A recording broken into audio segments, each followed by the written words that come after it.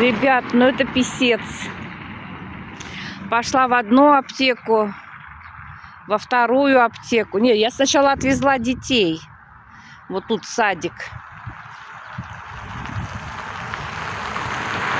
Пошла в одну аптеку, во вторую.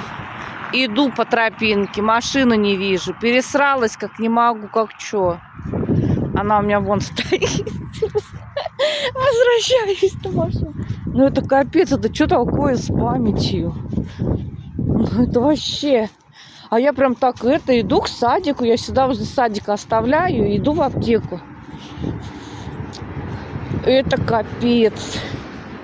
Мне страшно. Сейчас телефон потеряла, по карманам ищу. Фу, блин.